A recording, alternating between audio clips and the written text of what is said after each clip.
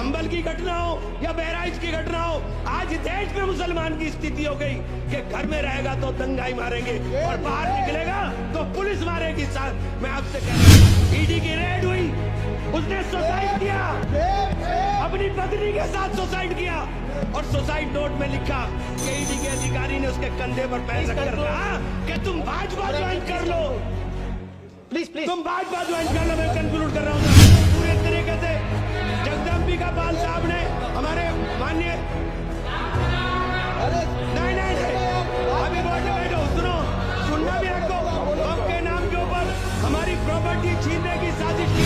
हम लोग संविधान को बनाने वाले लोग हैं, हम संविधान को बनाने वाले, मानने वाले और संविधान को अपने सीने से लगाने वाले हैं। किसी के लिए एक किताब हो सकती है, लेकिन हमारे लिए तो एक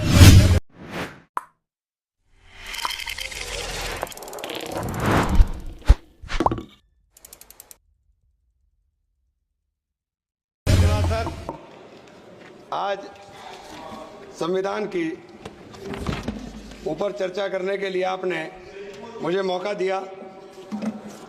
माननीय अध्यक्ष जी, जब भारत का संविधान बना उस समय देश के हालात क्या थे? आर्थिक हालात उस समय ये थे कि हम घरेलू सकल उत्पाद का जीडीपी केवल 2.7 लाख करोड़ यानी 794 रुपए प्रति व्यक्ति था।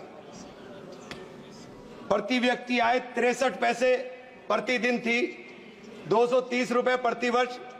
कृषि उत्पादन, जापान में चावल का उत्पादन 748 किलो प्रति हेक्टेयर था, भारत में मात्र 110 किलो प्रति हेक्टेयर था। खाद्यान्न संकट था और गंभीर खाद्यान्न संकट मद्रास में चक्रवात ने और बढ़ा दिया था। उस हालात में जब हमें पूरे विश्व में कहीं से कोई मदद करने को तैयार नहीं था, उस समय शोषणकारी सामाजिक व्यवस्था इस देश के अंदर लागू थी, जहां जमींदारी, रैयतवारी, मालवारी ऐसी व्यवस्थाएं थी जो श्रमिकों का और किसानों का संसाधन और उत्पादन पे दोनों पर अधिकार नहीं छोड़ती थी। ऐसी 1947 में भारत की अर्थव्यवस्था मूल्यह्रास अर्थव्यवस्था थी। उत्पादन में बहुत सारे कारकों का उपयोग उत्पादन व्यवस्था को कमजोर बनाता था और हालात ये थे, उद्योग स्थापित नहीं होते। 1947 में भारत की विकास दर मात्र 1% सालाना थी। सीमित जीवन की संभावनाएं देश के अंदर थी। कुल मृत्यु दर प्रति 18 प्रति हजार थी और शिशु मृत्यु दर 218 प्रति हजार, यानी 1000 बच्चों में से 218 बच्चे जन्म लेते ही मर जाते थे। न्यूनतम श्रम मूल्य था। मान्यवर, मैं ये बातें आपको इसलिए याद दिला रहा हूं और देश का विभाजन हो रहा था, चारों तरफ नफरत का माहौल था, लेकिन उस वक्त भी अहिंसा की बात, प्रेम की बात और भारत के धर्मनिरपेक्ष स्वरूप की बात करने का काम संविधान सभा में हो रहा था। ये बातें मैं इसलिए याद दिला रहा हूं कि 70 साल में हमने क्या किया। मैं आप जो यहाँ खड़े हो, ये पंडित जवाहरलाल नेहरू की नीतियां थी कि हम देश को यहाँ लेकर के आए। पंडित जवाहरलाल नेहरू की नीतियां थी कि देश के अंदर इतने संसाधनों का विकास हुआ। ये बातें मैंने आपको इसलिए बताई कि बार बार कहा जाता है कि उनका योगदान क्या था। ये उनका योगदान था, ये उनका ही ब्लूप्रिंट था कि हमने देश के अंदर हरित क्रांति लाए। देश के अंदर हमने किसानों को आगे बढ़ाने के लिए, औद्योगों को आगे बढ़ाने के लिए, लोगों को रोजगार देने के लिए एक नया ब्लूप्रिंट तैयार किया। नहरें बनाई, बागड़ा नागल डैम बनाया, वो तमाम चीजें सिंचाई की व्यवस्था की और ये उस हालात में थी जबकि हमारी आर्थिक स्थिति देश की बहुत कमजोर थी। मान्यवर, इस संविधान को जब बनाया गया तो संविधान को प्रस्तुत करते हुए बाबा साहेब भीमराव अंबेडकर ने कहा था कि ये एक सामाजिक परिवर्तन का माध्यम है। उनकी दृष्टि में केवल कानूनी दस्तावेज नहीं बल्कि एक नैतिक प्रतिज्ञा है जो में न्याय, समानता, स्वतंत्रता, बंधुत्व के सिद्धांत से जोड़ती है। आज इस पवित्र ग्रंथ के संरक्षक के रूप में हमें अपने इन आदर्शों के प्रति अपने संकल्प को दोहराना चाहिए। 26 नवंबर 1949 को संविधान सभा में अपनी अंतिम भाषण के अंदर जब उन्होंने इसको प्रस्तुत करते हुए कहा, यह कांग्रेस पार्टी का अनुशासन ही का परिणाम था कि प्रारूप समिति के प्रत्येक अनुच्छेद और संशोधन की नियति के प्रति आश्वस्त होकर उसे सभा में प्रस्तुत कर सकी। इसलिए इस सभा में संविधान प्रारूप संविधान के सुगमता के पारित हो जाने का सारा श्रेय कांग्रेस पार्टी को जाता है। हम लोग संविधान को बनाने वाले लोग हैं, हम संविधान को बनाने वाले, मानने वाले और संविधान को अपने सीने से लगाने वाले हैं। किसी के लिए एक किताब हो सकती है, लेकिन हमारे लिए तो एक पवित्र ग्रंथ है। इसी ग्रंथ के माध्यम से हमें देश के अंदर बराबरी का अधिकार मिला। मान्यवर 2 मिनट। इसी ग्रंथ के माध्यम से हमें अधिकार मिला।